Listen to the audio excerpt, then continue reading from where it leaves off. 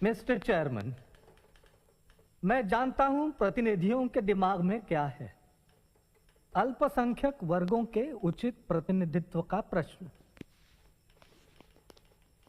हम राजी हैं मुसलमानों और सिखों को विशेष स्थान देकर समझौता करने के लिए, अर्थात इसके कुछ ठोस ऐतिहासिक कारण भी हैं। लेकिन जहां तक अछूतों का सवाल है, मैं और कांग्रेस दोनों विरुद्ध हैं उन्हें खास प्रतिनिधित्व देने के मामले में। अछूत हिंदू धर्म का ही एक हिस्सा है और उन्हें इससे अलग नहीं किया जा सकता। धन्यवाद। हमारे खिलाफ लड़ाई का बिगुल बच गया। भीम, क्या हुआ? उन्होंने अल्पसंख्यक कमेटी को स्थगित कर दिया है। मैंने सुना है कि वो मुसलमानों के साथ एक सौदा करने वाले हैं। सौदा किस तरह का? कांग्रेस मुसलमानों की 14 मांगे मान लेगी अगर मुसलमान हमारा विरोध करें तो।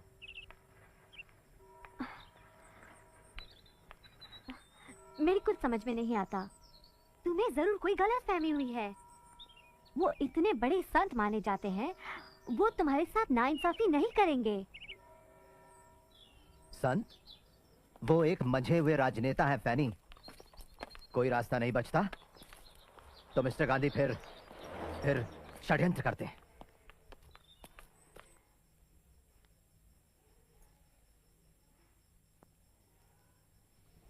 मिस्टर प्राइम मिनिस्टर और साथियों, मुझे बड़े दुख के साथ ये घोषणा करनी पड़ रही है कि हम सांप्रदायिकता के प्रश्न पर आपसी बातचीत के द्वारा किसी निर्णय पर पहुंचने में असफल रहे हैं। ये असफलता कमेटी के गठन में ही छिपी थी, जिसके सदस्य सरकार के प्रतिनिधि तो हैं, मगर जनता के प्रतिनिधि नहीं हैं। जहां तक कांग्रेस का सवाल है, वो सारे हिंदुस्तान का प्रतिनिधित्व करती है, जिसमें अछूत भी शामिल है।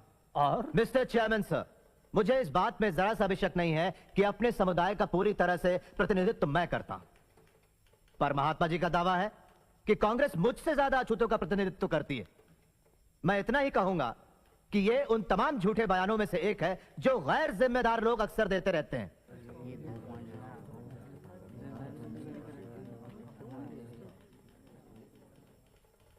ऐसे टेलीग्राम पिछड़ी जातियों के लोग मेरे पास देश के कोने कोने से भेज रहे हैं। उनका कांग्रेस के आंदोलन पर बिल्कुल भरोसा नहीं है और वे कांग्रेस कार्यकर्ताओं के काम के तरीके का विरोध करते हैं। मैं एक और बात बताना चाहता हूं मिस्टर प्राइम मिनिस्टर, कि अछूत वर्ग हिंदुस्तान में सत्ता परिवर्तन के लिए शोर नहीं मचा रहा है। लेकिन अगर यह हस्तांतरण होता है तो सत्ता सिर्फ कुछ लोगों के हाथों में, विशिष्ट वर्गों में या किसी खास दल के कब्जे में नहीं होनी चाहिए। उस सत्ता में सारे समुदायों की सही साझेदारी होनी चाहिए।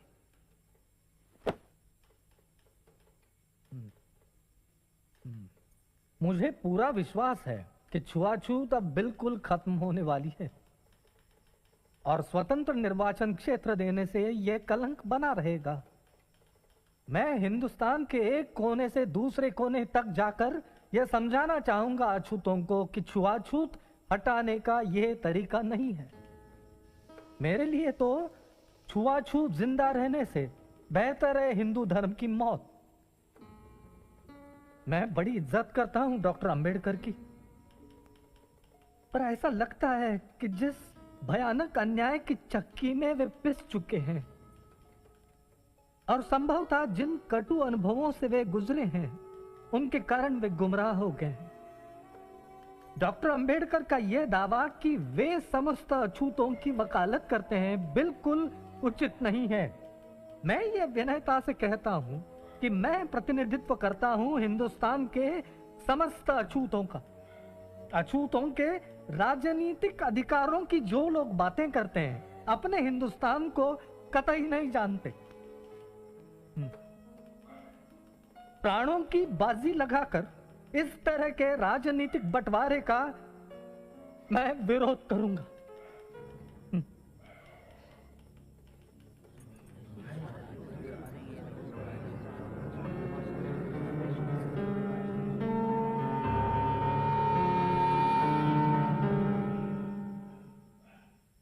ये सरकार जातियों के आपसी मतभेदों को संविधान बनाने के काम में रुकावट नहीं डालने देगी। इसलिए जातियों के आपसी मतभेदों को आप कभी भी ज्यादा अहमियत ना दें। आप लोग, आप में से हर एक, इस कमेटी का हर एक सदस्य जातिगत सवाल को हल करने के लिए अपने हाथों दरखास्त लिखकर क्या मुझे भेजेगा और क्या मेरे फैसले को मानेगा। Thank you.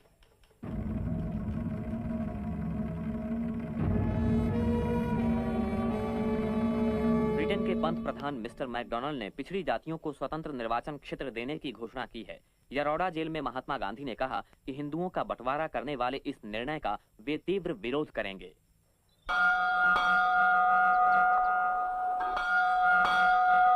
इसलिए हमने यह हमारा दायित्व समझा कि अल्पसंख्यकों के अधिकारों की रक्षा करने के लिए उन्हें उचित अनुपात में विधानमंडल का प्रतिनिधित्व दिया जाए। अतः मेरा विचार है मिस्टर गांधी कि आपको मेरा उत्तर यही होना चाहिए कि सरकार का निर्णय अचल है, और गंभीरता से स्वयं अपने आप से ये प्रश्न करें कि आपने जो कदम उठाने का विचार किया है क्या वो वास्तव में उचित है। आपका परम शुभचिंतक रैमसे मैकडोनाल्ड।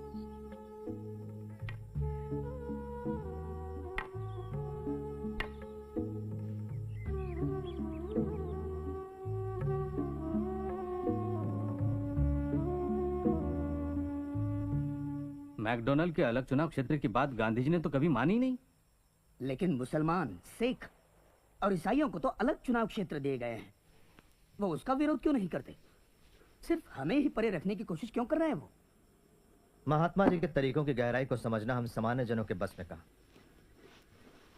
लेकिन महात्मा भी कोई अमर व्यक्ति नहीं है, ना ही कांग्रेस। महात्मा जी का विरोध करने के बजाय आप ये क्यों नहीं मान लेते कि वो छुआछूत दूर करने की बात को गंभीरता से ले रहे हैं? बहुत सारे महात्मा हिंदुस्तान में आए जिनका उद्देश्य छुआछूत दूर करना तो था, लेकिन कोई भी सफल नहीं हुआ। महात्मा आए और महात्मा चले गए, लेकिन अछूत फिर भी अछूत ही रह गए। अंबेडकर, अंबेडकर, अंबेडकर, अंबेडकर, महात्मा गांधी जिंदाबाद, महात्मा गांधी जिंदाबाद, डॉक्टर अंबेडकर, डॉक्टर अंबेडकर, अंबेडकर। आप लोग मुझे शांति से रहने क्यों नहीं देते? बहुत काम करना है मुझे। वहाँ गांधी जी खतरे में है और ये यहाँ शांति से जीना चाहते हैं। आप जाकर क्यों नहीं मिलते महात्मा जी से पूना में? आखिर क्यों? मैं जो चाहता हूँ मैंने बता दिया। मुझे काम करने दीजिए। कल सुबह मुझे कोर्ट जाना है एक केस के लिए। क्या पैसा कमाना तुम्हारे लिए गांधी जी की जिंदगी से ज्यादा जरूरी है? मैडम पेरीन और मिस्टर ठक्कर, आप नहीं जानते आप क्या कर रहे हैं। आपके नेताओं को रोजी रोटी की कोई चिंता नहीं होती होगी। अगर मैं काम नहीं करूं तो खाऊं क्या? मेरा परिवार भूखों मरेगा। मुझे अकेला छोड़ दीजिए। डॉक्टर अंबेडकर, दुनिया भर से हमें तार मिल रहे हैं जिनमें गांधी जी की जिंदगी बचाने की प्रार्थना की गई है। महात्मा जी को बचाना ही चाहिए, लेकिन हमारे हकों के सामने आप गांधी जी की जिंदगी का प्रश्न आखिर क्यों खड़ा कर रहे हैं? आप चाहे तो मुझे फांसी दे दीजिए, लेकिन अपने लोगों के हकों की बलि नहीं चढ़ाऊंगा सिर्फ गांधी जी की जिंदगी बचाने के लिए। आप गांधी जी से विनती करें कि वो अपना उपोषण एक हफ्ता विलंबित करें और फिर हल ढूंढिए इस समस्या का। गांधी जी के पास लोगों से बात मनवा लेने के अपने तरीके हैं। हमें भी अपनी इच्छा शक्ति दिखानी होगी। उपवास शुरू करके उन्होंने तो हमें खलनायक ही बना दिया। कौन है? बहनी, आपको तो बुखार था, आपको नहीं आना चाहिए था। उन्होंने अपना खाना बिना छुए भेज दिया। मुझे पता है वो बीमार थे इंग्लैंड में। बैठो। क्यों अपने आप को मारने पर तुली हुई हो? और भी बहुत सी परेशानियां हैं मुझे। खाएंगे नहीं? रमा, करीब 12 बजने को है। उपवास अब शुरू होगा।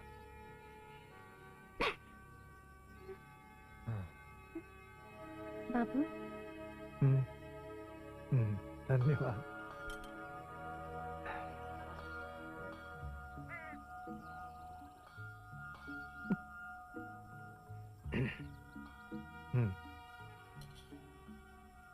वल्लभ भाई, मेरी ईश्वर के साथ लड़ाई शुरू होती है। आपके आराम करने से पहले बाबू, पत्रकार आपसे मिलना चाहते हैं।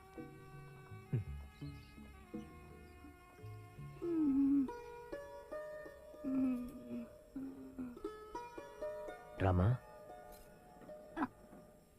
अरे आप लेटे रहो, आराम करो। आपके लिए खाना लाती हूँ। नहीं रमा, तुम मत उठो, मैं खाना लाती हूँ। लेटे रहो। तुम दवाई तो ले रही हो ना? क्यों लड़ रहे हैं आप गांधी बाबा से? ये तो मेरे भाग्य में, ना लड़ो तो हमेशा ऐसे ही रह जाएंगे।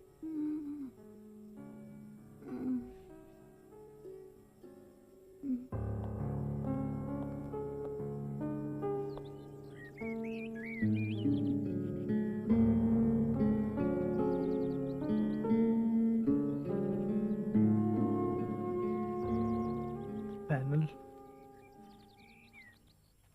कोई आपत्ति नहीं, लेकिन मैं डॉक्टर अंबेडकर से पहले मिलना चाहूंगा।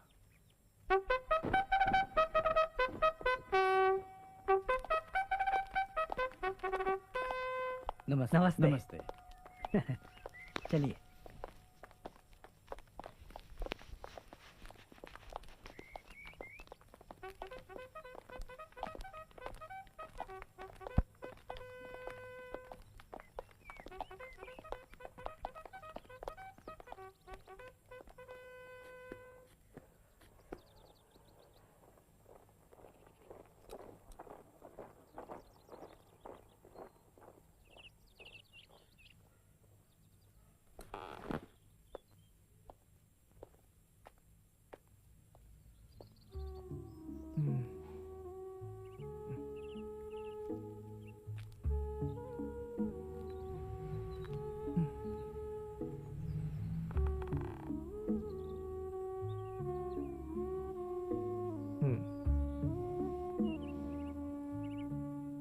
गांधी जी, आप बड़ी नाइंसाफी कर रहे हैं हमारे साथ। यह तो मेरी मजबूरी है।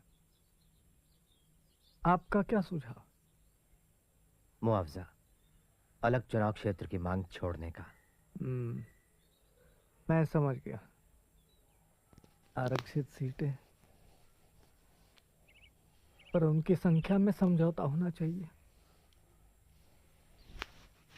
मेरी बात सुनो अंबेडकर, मैं सदैव आपके साथ हूं। आप अछूत हो जन्म से, मैंने खुद को अछूत मानना अपना लिया है। आप मुझे बचाना चाहते हैं, मैं जानता हूं। जी गांधी जी, मैं अलग चुनाव क्षेत्र की बात पर अड़ नहीं रहा हूं सिद्धांतों की वजह से। हमारा मानना है कि अल्पसंख्यक विधानमंडल में भेजने के लिए ऐसे लोग छांटें जो सिर्फ नाम के नहीं, उनके असली प्रतिनिधि हो।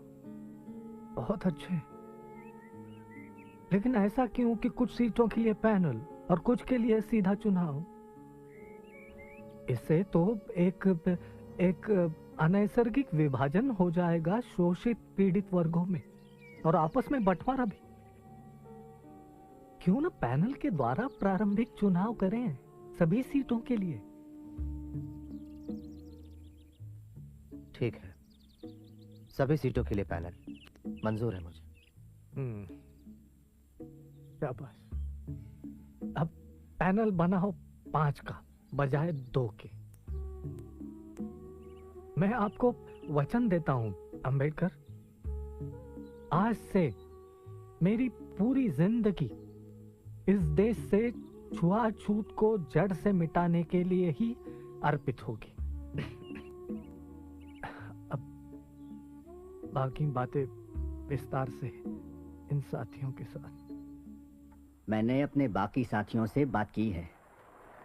प्रांतीय सभा के लिए वो लोग 126 से ज्यादा सीटें देने के लिए राजी नहीं होंगे।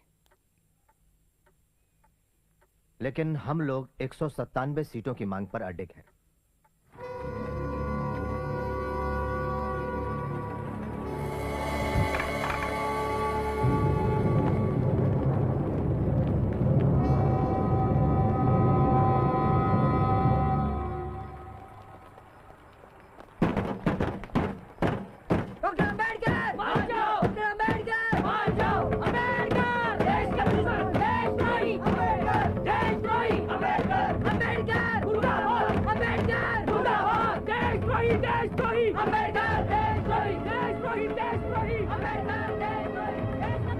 हमें धमकी भरे पत्र मिल रहे हैं डॉक्टर साहब। इस तरह जान खतरे में डालना ठीक नहीं है।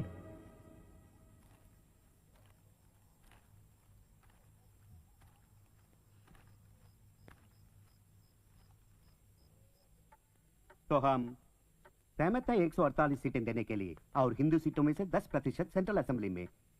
लेकिन प्राथमिक चुनाव की व्यवस्था 10 साल के अंत में खत्म होनी चाहिए और आरक्षित सीटों का सवाल अगले 15 साल तक जनमत से तय किया जाना चाहिए। डॉक्टर अंबेडकर, आरक्षित सीटें और अलगाव का पाप बढ़कर महापाप हो जाएगा अगर हम उसे खत्म करने का जिम्मा पीड़ित वर्ग की मर्जी पर छोड़ दे। और जनमत संग्रह के लिए 15 साल का समय मांग रहे हैं आप। मैं ये बिल्कुल नहीं मानता कि अगले 20 सालों में छुआछूत की प्रथा नहीं रहेगी, लेकिन जब सवर्णों को डेमोक्रेस की तलवार का सामना करना पड़ेगा तभी उनका अछूतों के प्रति अमानवीय व्यवहार बदल पाएगा। डॉक्टर अंबेडकर, आप समझते क्यों नहीं? गांधी जी की जिंदगी खतरे में है। तो क्या हुआ? तो क्या हुआ? तो माफ कीजिए। कोई बात नहीं, मैं किसी को साफ करने के लिए कह दूंगा।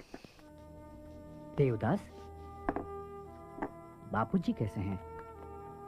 डॉक्टर ने कहा हालत गंभीर है, उनका ब्लड प्रेशर कम हो रहा है। उन्हें सांस लेने में तकलीफ हो रही है, वे बहुत कमजोर हो गए हैं। आपने सुना देवदास क्या कह रहा है? डॉक्टर अंबेडकर, मान जाइए, मान जाइए, जनमत की बात को ना उठाइए, मान जाइए।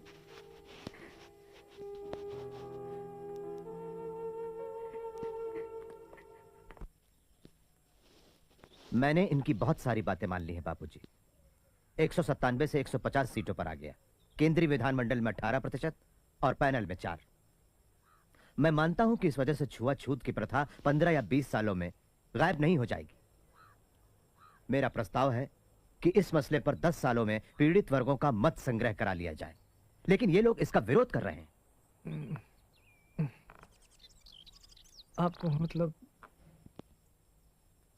इससे सवर्णों की धीरज की अग्नि परीक्षा हो जाएगी?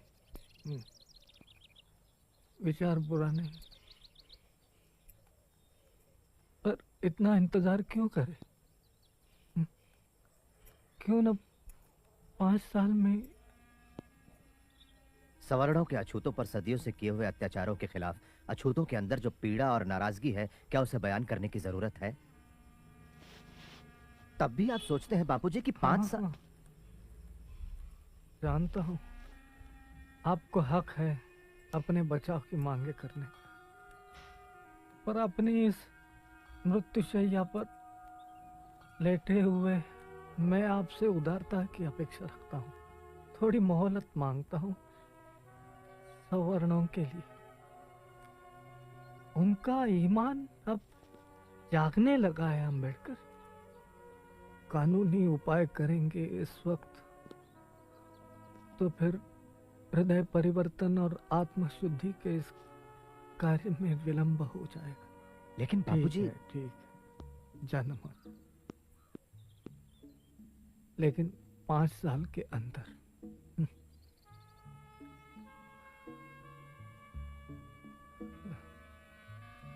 5 साल या मेरी जिंदगी।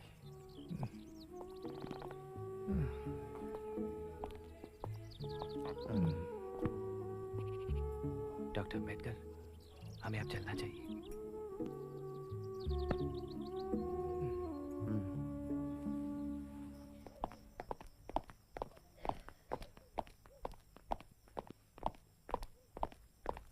मिस्टर गांधी और डॉक्टर अंबेडकर के बीच लंबे समय से चला आ रहा आमना सामना आज आखिर पूना करार के रूप में खत्म हो गया। डॉक्टर ने इस पर जनमत संग्रह की शर्त के बिना दस्तखत करना कबूल कर लिया है। इस समझौते पे डॉक्टर अंबेडकर और पंडित मालवीय दस्तखत करेंगे। इससे गांधी जी का दीर्घ कुपोषण भी समाप्त हो जाएगा। फलेषु कदाचन मा कर्म फल हेतुर्भु मा ते संगोस्त्वकर्मणि।